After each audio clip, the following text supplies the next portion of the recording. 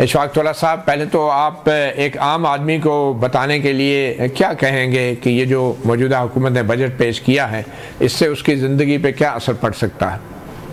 जी, बिस्मिल्लाहिर्रहमानिर्रहीम। मतूला साहब, आप खैरियत से हैं? मतूला साहब, देखिए, आम आदमी के लिए बजट में मेरा ख्याल है हर हफ्ते हर महीने 2 बजट आ जाते हैं उसके लिए। कभी पेट्रोल महंगा, कभी पेट्रोल सस्ता। तो सबसे पहला तो जो शौक लगा है वो कार्बन लेवी का है कि 2.5 रुपए पर लीटर अब कार्बन लेवी लगेगा डीजल और पेट्रोल पे। तो एक और अगले साल से 5 रुपए। तो एक तो ये बहुत बड़ा शौक है। दूसरा शौक ये है कि पेट्रोलियम लेवी मेरा ख्याल है अब जो 78 रुपए 20 पैसे वो कहीं 100 रुपए के करीब जाके रुकेगी। तीसरा ये है कि जो नॉन फाइलर हैं उनकी जो कैश विड्रॉल थी उसके ऊपर वो जो 0.6% था, मेरा ख्याल है अभी ये कंफ्यूजन है, कहीं 0.8 आ रहा है या कहीं 1% आ रहा है, तो वो टैक्स बढ़ा दिया गया है।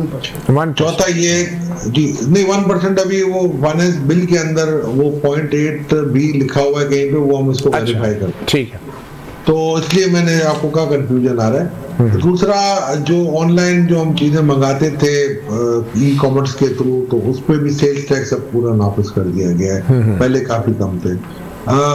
इसकी वजह से काफी चीजें मेरा ख्याल है महंगी होंगी। सोलर पैनल पे 18% जो इम्पोर्टेड सोलर पैनल है उस पर भी ड्यूटी लगा दी है।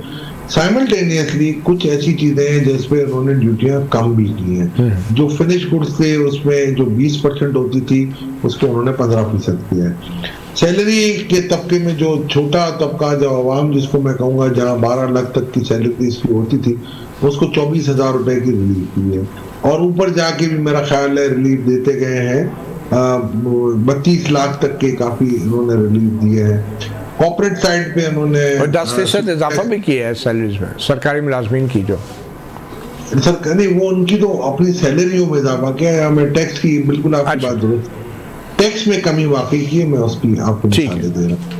तो ये सब चीजें मिला जुला रुझान है। बट अब उसमें सारी चीजें मतूला जान साहब 300 पेज का फाइनेंस बिल है।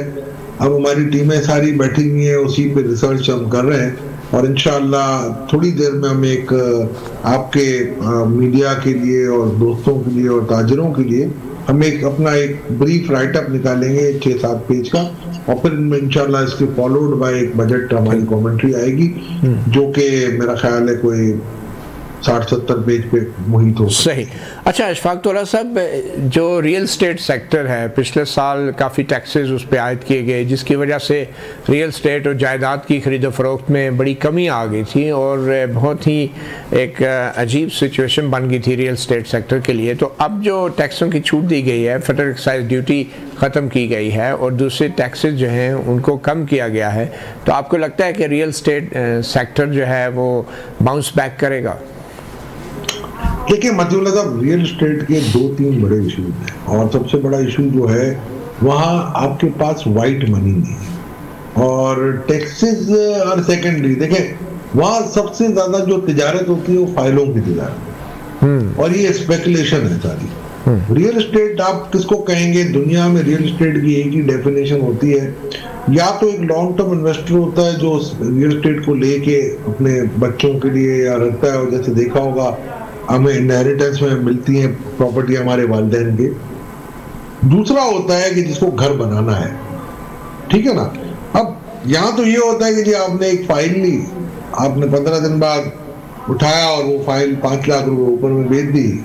ना टैक्स पेयर को पता है ना टैक्स कलेक्टर को पता है कि कहाँ से पैसा आएगा और कहाँ पर जाएगा। तो ये कोई रियल एस्टेट सेक्टर नहीं है। मैं रियल एस्टेट से ज्यादा मैं आपको ये कहूंगा कि हमें तवज्जो देनी चाहिए कंस्ट्रक्शन सेक्टर।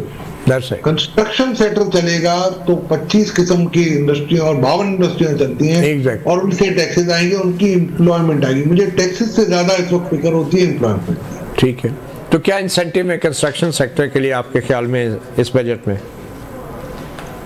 एक तो उन्होंने एक काम किया है कि जो छोटे घर बनाने वाले हैं जो 2000 स्क्वायर फुट तक के और 10 मरले तक का जो घर बनाएंगे उनको एक इनकम टैक्स का ऑर्डिनेंस का सेक्शन है 263A, उसमें कुछ मराहते दी हैं जिसकी तफसीलात हम जारी कर देंगे। इसके अलावा जिस तरीके से सुपर टैक्स में कमी आई है तो मेरा ख्याल है इसकी वजह से काफी फायदा होगा। और ये मॉर्टगेज को भी प्रमोट कर रहे हैं बैंकों से।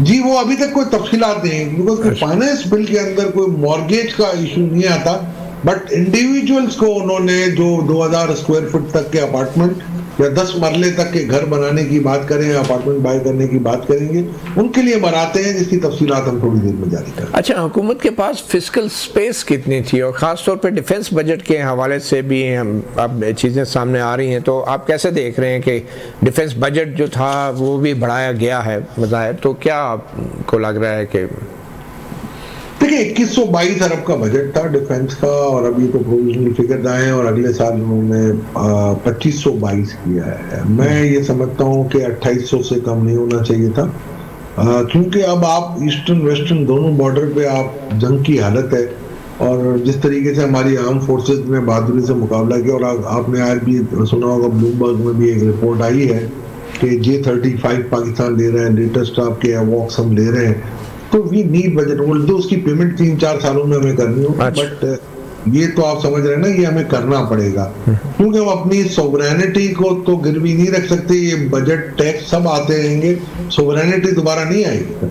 सही, चले ये टैक्स अहदाफ जो है इस बजट में जो भी रखे गए हैं वो आप कितने रियलिस्टिक हैं, और आप समझते हैं पिछले साल के तजर्बे की बुनियाद पे कि ये अचीवेबल है?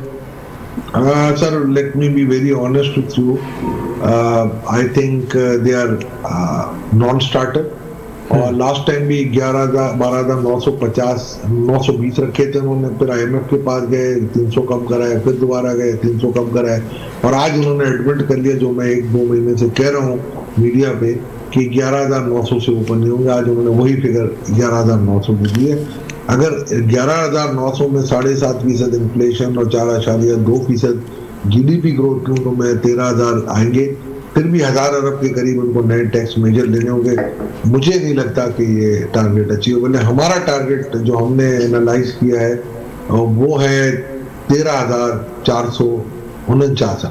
अच्छा, तो ये जो हुकूमत बार बार कहती है कि टैक्स मशीनरी को ओवरऑल करने की ज़रूरत है, तो आपको लगता है कि इसमें ह्यूमन फैक्टर जो आपकी बात जो तजावीज़ आई हैं सामने, वो टैक्स मशीनरी में जो ह्यूमन फैक्टर है उसको कम किया गया है और ज़्यादा फैसिलिटेट किया गया है टैक्स पेयर्स को? सर मुझे कोई सच अभी वाज़े तौर पे नज़र नहीं आई है कोई चीज़। देखें, ये IT तो एक ऐसा है कि जिसमें आपको कर गुजरना है और कर गुजरना चाहिए था। 2 साल पहले जैसे आपने शायद फरमाया, तो मैं था, तो उस वक्त रिपोर्ट में हमने 2 बड़ी चीजें लिखी थी ऑटोमेशन के हवाले से। एक तो ये कहा था कि faceless assessment of income tax, जी मतीउल्लाह जान साहब ने अपना रिटर्न फाइल किया, वो मास्क हो गया आर्टिफिशियल इंटेलिजेंस से, जिसका प्रोग्राम हमारे पास मौजूद था या बना सकते थे, उसके थ्रू हो जाएगा और इसको क्लियर करें आप। और दूसरा ये था कि अगर इसमें कोई इनकंग्रुइटी है तो वो किसी रैंडम ऑफिसर के पास चला जाए और वो देख के उसको क्लियर करे या वापस भेज दे। ठीक। एक तो ये था, कस्टम का हमने GD का किया था कि फेसलेस GD होगी, बट उन्होंने इसको मॉडिफाई करके कर दिया कि भाई कि नहीं, वो एक डेटा रूम भी बनेगा और लोग बैठेंगे, तो वो सारे अभी 50% वर्क कर रहे हैं, 50% नहीं।